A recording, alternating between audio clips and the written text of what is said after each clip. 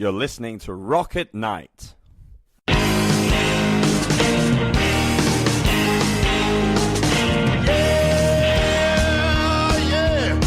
you ready? Hey, tonight I'm gonna take you on a little trip. We're going down south by the mighty Mississippi.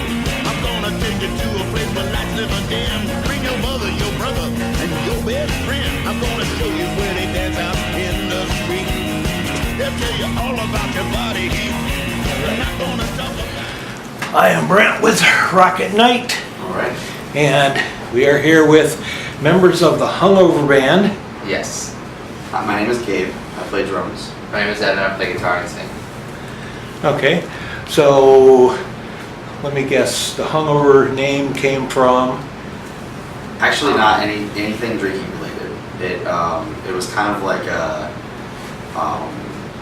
hungover on life sort of deal. It's like a pretty angsty statement, I guess, from earlier in our lives. Yeah. Like 18 years old. Yeah. So you couldn't legally drink anyway. Right. Exactly. Yeah. Yeah. So we weren't drinking legally. But, Okay, so what would you say is kind of a theme of the band's music? Theatrical, I would say. It's like pop punk with a theatrical twist. A lot of the lyrics are very poetic, and Mark, our singer, was in a art school where he learned how to do creative writing, and that really played a huge part in the writing process, lyrically and almost the feel of the songs. It does feel very theatrical, in my opinion. I would say a dark theatrical. And in the to touch on kind of the dark feel of it, it's the last album. It's called Wilt, but it's an acronym for When I Lose Touch. So it's kind of like losing yourself, but also finding yourself at the same time. Yeah, kind of shed a shedding of skin, if you will, or Yeah, something like that. that sounds like thinking man's rock and roll. Right. Yes. Exactly. Thinking man's rock and roll. That's a good way to put it. So how long have you guys been together?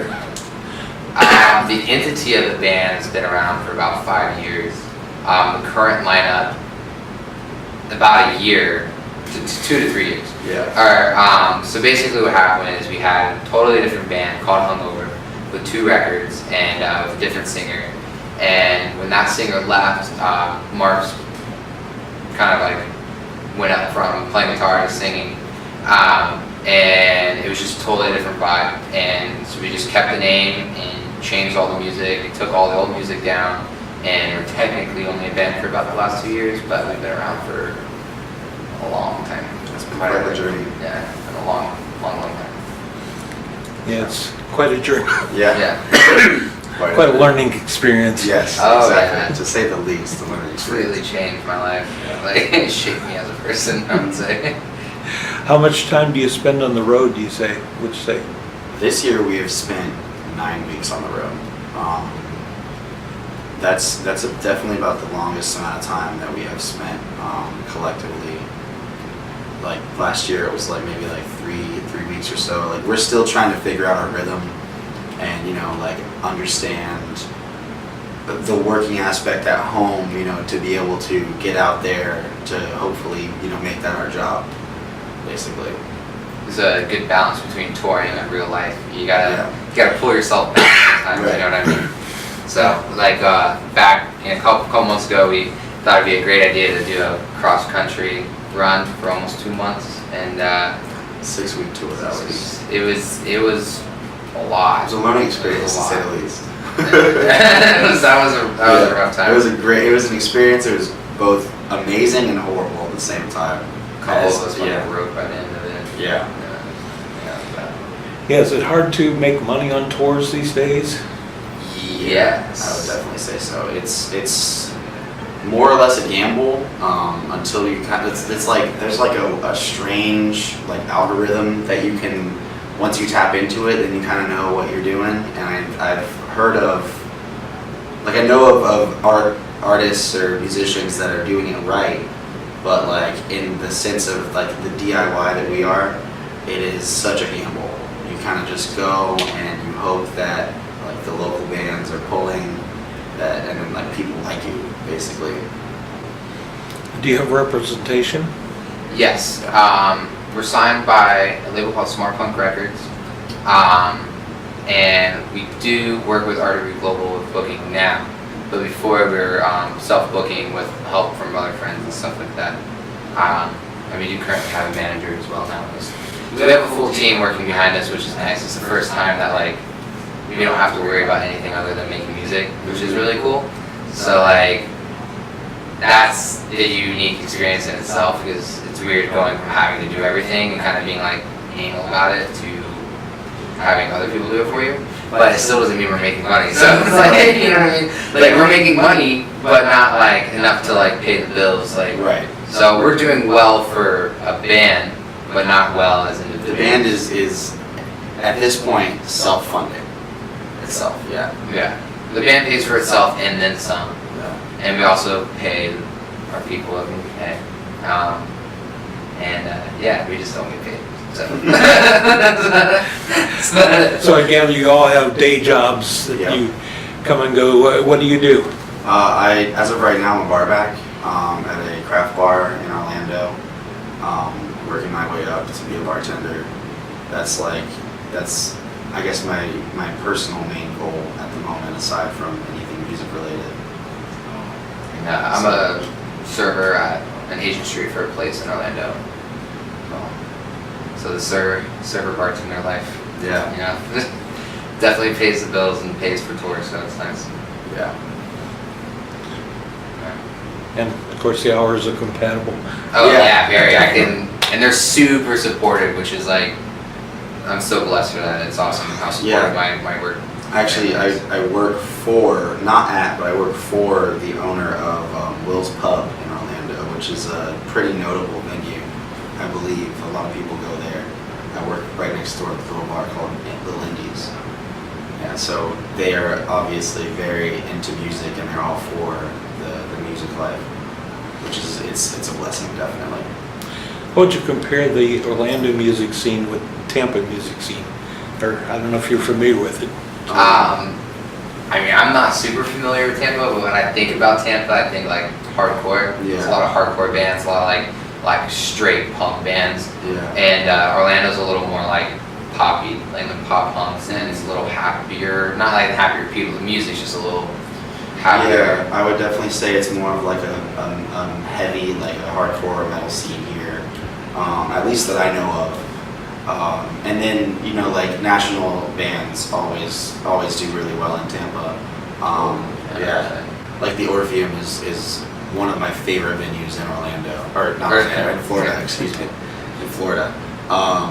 And Orlando, and it's like, I know that there's a lot bigger of like a hip hop, like kind of artsy, like avant-garde sort of scene, and that includes like punk bands or like noise bands or really whatever you can get into. But Orlando has like an insane music scene, Yeah. not just like genre. Like Yeah. any genre, there's a pretty huge following for almost any genre Mhm. in Orlando, which is really cool. Yeah, It's like Orlando's like the Austin, Texas of Florida. It's very artsy.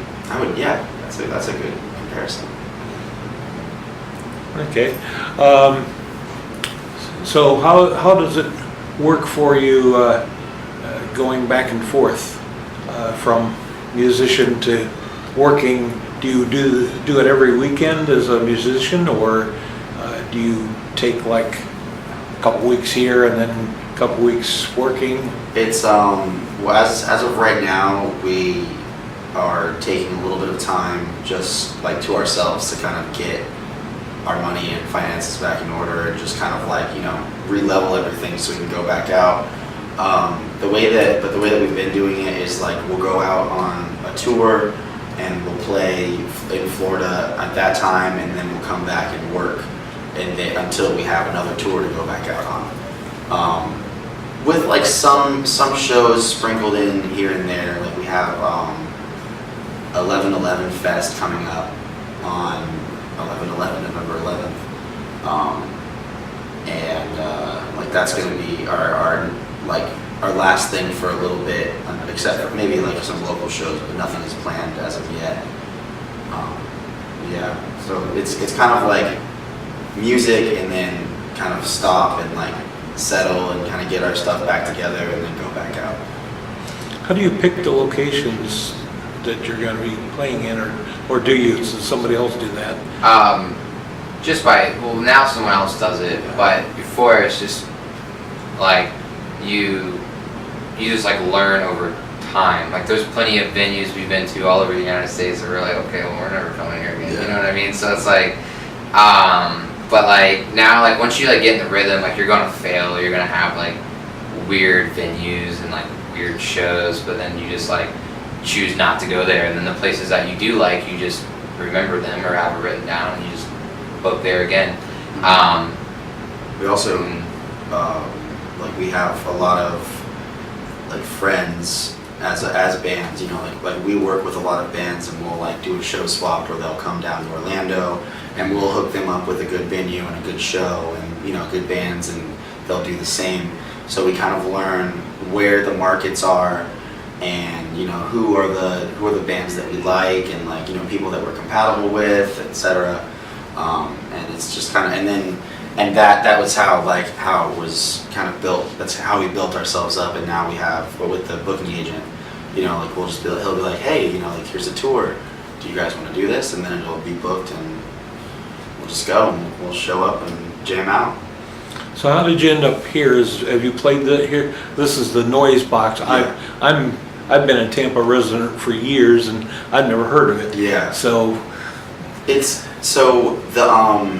the guy who started the Noise Box, this is like I think it's like a couple years old. It's still fairly new.